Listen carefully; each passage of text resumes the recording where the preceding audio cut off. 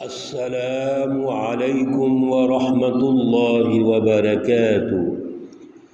اعوذ باللہ من الشیطان الرجیم، بسم اللہ الرحمن الرحیم۔ قالوا یا لوط انا رسل ربک لن يصلوا إليك فأسر بأهلك بقطع من الليل ولا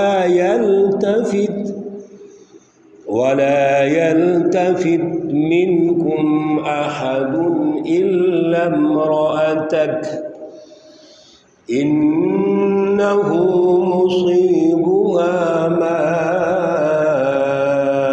أصابهم إن موعدهم الصبح أليس الصبح بقريب۔ صدق الله العلي العظيم۔ اللهم صل على سيدنا ومولانا محمد النبي الأمي وعلى آله وأصحابه وبارك وسلم عليه۔ معزز سامعین و سامعات، آج جن آیات مقدسہ پر درس قرآن ہو رہا ہے، آیت مقدسہ نمبر 81، 82 اور 83 ہے۔ یہ آیات مقدسہ سورہ ہود سے ہے، پارہ نمبر 12 ہے، اور ان آیات مقدسہ پر سورہ مبارکہ اور پارے کا رکوع نمبر 7 مکمل ہو رہے ہیں، اور یہاں پر نصف پارہ بھی مکمل ہو رہا ہے۔ اللہ رب العزت گزشتہ دروس سے ہمیں جو رہنمائی مسلسل دے رہے ہیں، حضرت نوح علیہ السلام، حضرت ہود علیہ السلام، اور پھر یہاں پر حضرت لوط علیہ السلام کے جو واقعات اور قصص ہیں، وہ رہنمائی یہ ہے کہ ان تمام انبیاء علیہ السلام کا ہدف، دعوت، ٹاسک ایک ہی ہے، اور وہ ہے کہ انسانوں کی غلامی سے نکال کر اللہ کی غلامی میں لانا، اللہ رب العزت کی رٹ کو معاشرے میں قائم کرنا، تاکہ انسانی معاشروں میں حقیقی علم آئے، وہ علم جو اللہ کی طرف سے ہے، حقیقی شعور پیدا ہو۔ اس حقیقی علم اور شعور کے نتیجے میں جو انسانی سوسائٹی تشکیل پائے گی، انسانی سماج بنے گا، وہ برابر ہوگا، عدل کی بنیاد پر ہوگا، وہ بلا لحاظ رنگ و نسل، مذہب سب ایک ہوں گے۔ وہاں اگر کوئی پاورفل ہستی ہے تو اللہ کو تسلیم کرنا پڑے گا۔ انسان تو اللہ کا نمائندہ ہونے کے اعتبار سے خدمت کر سکتا ہے، لیکن انسان دوسرے انسانوں پر طاقتور سمجھ کر، اپنے آپ کو متکبر سمجھ کر ان کے حقوق سلب کرنا شروع کر دے، ان کے انسانی اقدار کو پامال کرنا شروع کر دیں، یہ اس کی اجازت نہیں ہے۔ تو تمام انبیاء کی دعوت کا ایک ہی ہدف۔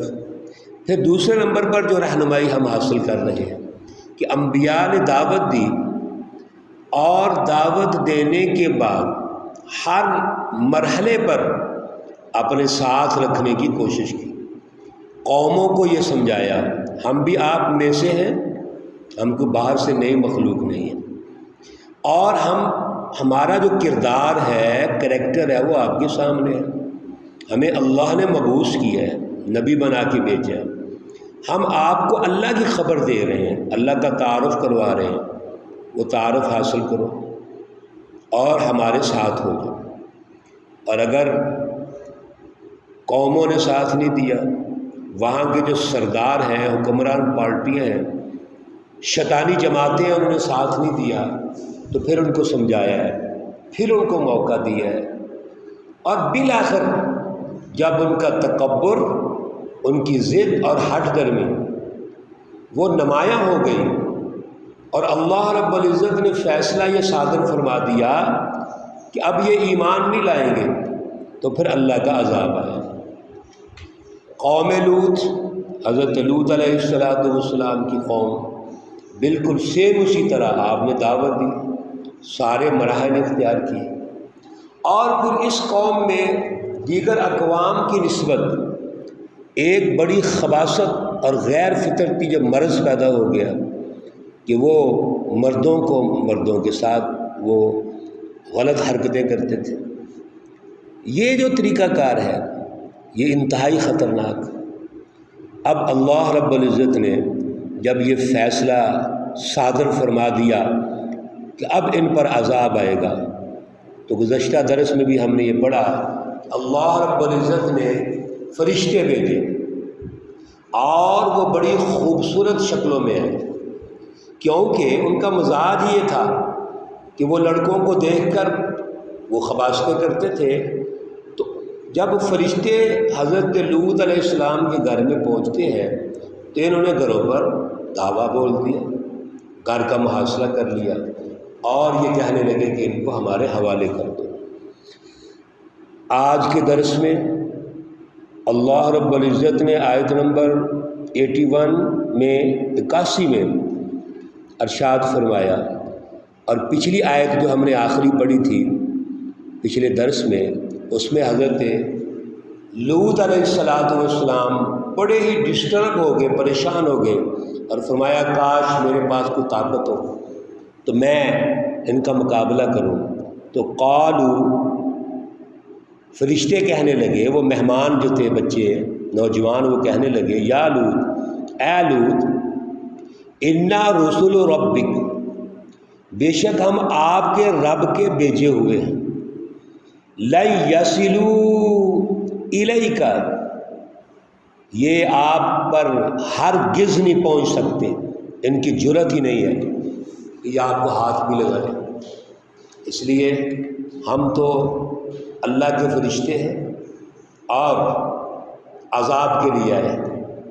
فَأَسْرِ بِأَهْلِكَ بِقِطْعٍ مِّنَ اللَّيْلِ، اب آپ ایسے کریں، آپ رات کے کچھ حصے میں اپنی جماعت کو ساتھ لیں اور یہاں سے نکل جائیں۔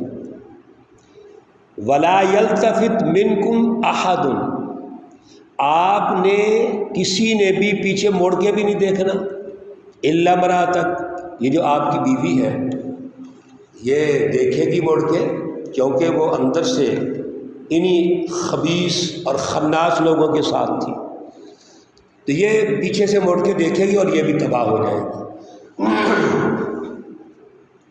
انہ مصیبها ما اصابهم، اب ان کو پہنچ کے رہے گا اللہ رب العزت کا جو آرڈر اور حکم ہے، وہ عذاب ان کو ہر صورت میں پہنچے گا۔ ان موعدہم الصبح، یہ جو وعدہ ہے یہ صبح کے وقت ہے۔ الیس الصبح بقریب، کیا صبح نزدیک نہیں ہے؟ اس آیت مقدسہ میں جتنے بھی اشارے ہوئے ان میں فرشتوں نے یہ واضح کر دیا کہ اللہ کا عذاب آ رہا ہے اور یہ عذاب بڑا سخت ہونا ہے، آپ اپنی جماعت کو ساتھ لیں اور یہاں سے چلے جائیں، اور جانا بھی اس طرح ہے کہ پیچھے مڑ کے بھی نہیں دیکھنا، یہ اللہ کا فیصلہ اب ہو چکا ہے۔ چنانچہ یہی ہوا، فلما جاء امرنا، جب عذاب کا وقت آ گیا، جعلنا عالیہا سافلہا، ہم نے ان کے جو بستیاں تھیں اوپر نیچے کر دیا، وَأَمْطَرْنَا عَلَيْهَا حِجَارَةً مِّن سِجِّيلٍ، اور ہم نے برسائے پتھر کینکر جو ہے وہ ان پر اس کی بارش کی، منضود جو طے بطے تھے، مصومۃً نشان لگے ہوئے تھے ان پر، عند ربک، آپ کے رب کی طرف سے، وما ہی من الظالمین ببعید، اور نہیں ہے وہ بستی ان ظالموں سے کچھ بھی دور نہیں۔ مقصد یہ ہے کہ ان پر عذاب آیا۔ پہلا عذاب تو اس وقت آیا جب انہوں نے حضرت لوط علیہ السلام کے گھر پہ دعویٰ بولا تو لوط علیہ السلام کو فرشتوں نے بتا دیا۔ حضرت جبرائیل علیہ السلام نے اللہ سے اجازت لے کے اپنا بازو ہلایا اور جتنے یہ محاصرہ کرنے والے لوگ تھے یہ اندھے ہو گئے اور یہ کہنے لگے کہ یہ جو لوط کے مہمان ہیں یہ تو کچھ جادوگر ہیں، یہ انسان تو نہیں لگتے۔ یہ تمام انبیاء کی دعوت میں آپ دیکھیں گے کہ اتنے ہٹ درم اور ضدی ہیں یہ لوگ کہ بجائے اس کے کہ عبرت حاصل کریں، شرم کریں اور اللہ سے معافی مانگ لیں، توبہ استغفار کر لیں، فوراً آگے سے جادوگر کہنا شروع کر دیتے تھے۔ اور پھر جب اللہ کا عذاب آتا ہے، اللہ رب العزت کے حکم سے حضرت لوط علیہ السلام وہاں سے نکل جاتے ہیں تو اللہ نے اس بستی کو الٹ دیا، ان پر پتھروں کی بارش نازل فرمائی اور سب کو ہلاک کر دیا۔ اور ان پتھروں کے اوپر نشان زدہ پتھر بھی تھے۔ مقصد یہ ہے کہ وہ خاص پتھر تھے جو ان پر نازل کیے گئے ہیں۔ اللہ رب العزت معاف فرمائے ہمیں۔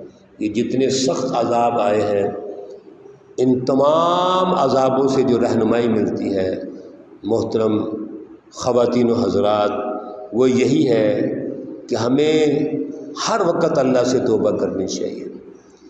دور حاضر میں بھی اللہ کا جو عذاب ہے اس وقت وہ مختلف شکلوں میں ہے، بے روزگاری کی شکل میں ہے، فرقہ واریت کی شکل میں ہے، انتہا پسندی کی شکل میں ہے، قتل و غارت کی شکل میں ہے، بد امنی کی شکل میں ہے، چھوٹی چھوٹی باتوں پر ایک دوسرے کی ہم گریبان پکڑ لیتے ہیں۔ یہ اللہ کے عذاب ہے۔